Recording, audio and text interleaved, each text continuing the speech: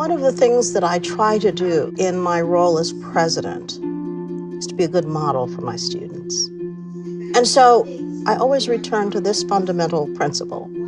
I am who I am. I am different by virtue of where I was born, by virtue of the time that I was born in. And so my perspective is what is most valuable about my leadership, because my experience has been different. I think in times like this, my students often come to me and say, what am I going to do? There are no jobs. I don't know if I can stay in school. I mean, what am I going to do? And as an administrator, as an educator, as a professor, as a teacher, you can never accept that hopelessness. You have to always find ways to demonstrate to young people that there is a possibility for the change in their circumstances. So that's the kind of time we're in now, where we've got to hold on to that and dig down deep to what motivated us, to how we found hopefulness, and use that to inspire our students. I was born in Texas. I grew up as the youngest of 12 children, and we were sharecroppers. That was one of the most wonderful experiences of my life, and people find it odd that I say that, but in reality, I was part of a very small, close-knit community, and I had this wonderful grounding by my parents, and then an extraordinary streak of luck. I happened into school. I found teachers who were wonderful and dedicated and supportive and who cared about me.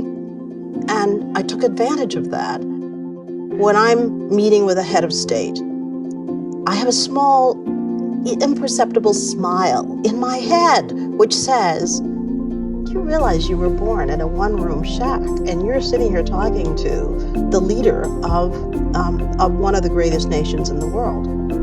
Aren't you intimidated? Aren't you afraid? And then I'm able to smile and say, not at all. I belong here. I always thought it was very important for me to use my own experience to inform what I was doing. My experience of growing up in a completely segregated environment. My experience of growing up being denigrated on a day-to-day basis, being fully aware that there were limitations in front of me solely because of my color. And so what I tried to do as I started in this profession is to put in place both policies and practices that would alleviate that kind of thing happening to others. A strong and empowering education can overturn notions of dependency and inadequacy, for the bonds among us must always be stronger than the differences and disagreements that divide us. Those bonds, if strengthened, will lead to a better world for all of us.